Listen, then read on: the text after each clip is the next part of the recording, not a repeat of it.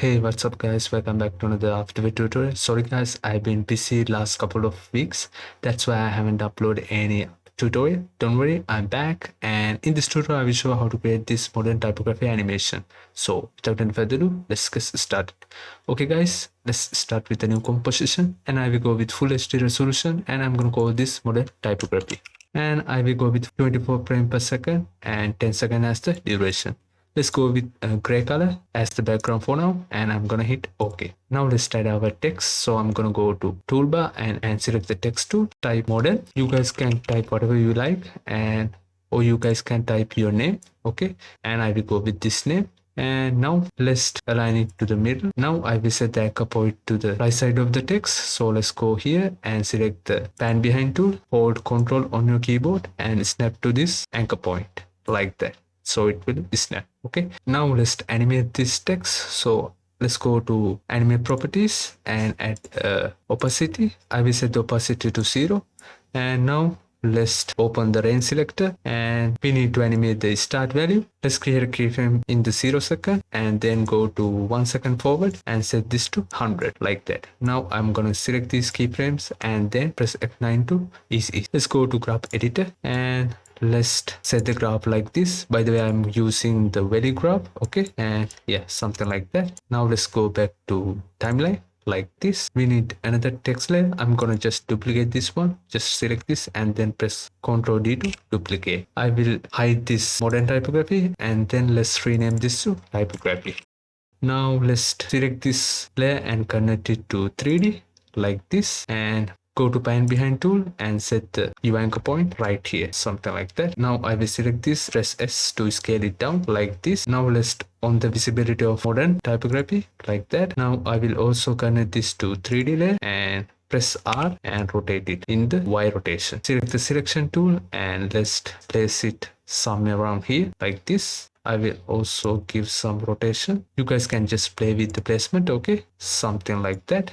Now I will select this typography and I will uncheck this chain icon and then increase the Y scale. Now you should have this perspective 3D text like that. Okay, looks pretty good. Now what I'm gonna do is I'm gonna add a fill effect. So let's select this typography and go to effect and preset. If you don't see effect and preset, you can go Windows and find this effect and preset option. Okay, and now let's search for fill effect and I'm gonna just apply it. I'm gonna go with a bluish color, something like this. Now let's also add drop shadow effect. Double click to apply it, and I will set this direction to 110, and let's set the shadow color to exact same blue color, and then open this blue color and give some darker values. You can increase the distance like this. As you can see, it will give some fake 3D look. Now I'm gonna just select these two effects and then hit Ctrl C on my keyboard to copy it, and then go to modern typography and then press Ctrl V to paste it. Okay, I will set the direction to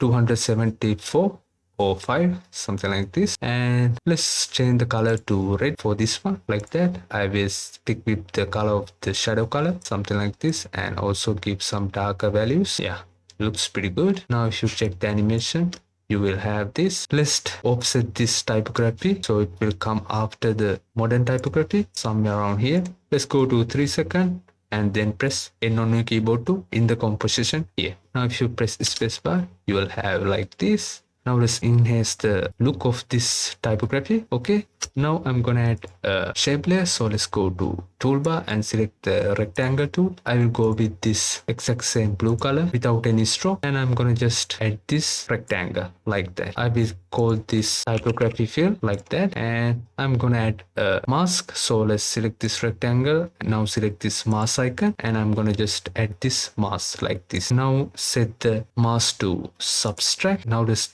use this track map to typography fill. So it will remove this part of this typography text like that. Now what I'm going to do, I'm going to just select this typography fill and then add a radial fast blur. Let's increase the amount and somewhere around here, and I will set this to bright like that. Okay, you guys can just play with the center. Now let's do the same to this text. So I'm gonna just add another shape like that, and this time let's give this red color, and I will just draw a rectangle like this. Let's press Ctrl Alt Home on the keyboard like that. Now I will call this modern fill like that. Now let's set this to 3D, and I'm gonna just hold shift on my keyboard, parent to this modern typography. Now let's select the selection tool and place it around here, something like that. Now press S and uncheck this chain icon. You can just play with the scale of this layer like that. This should work. Now I'm gonna just place it above the modern typography, and let's do the same like before. I'm gonna just drag mat this to modern fill like that. Select this modern fill and go to toolbar and select this mask icon, and I will just draw mask, something like that. Let's subtract and then go to typography fill and copy this radial fast blur. Just select this and press Ctrl C, and then go to modern fill and then press Ctrl V like that. As you can see, it will gives you really nice look in depth. Now I'm gonna just add a black background, so let's right click, new, and add a solid.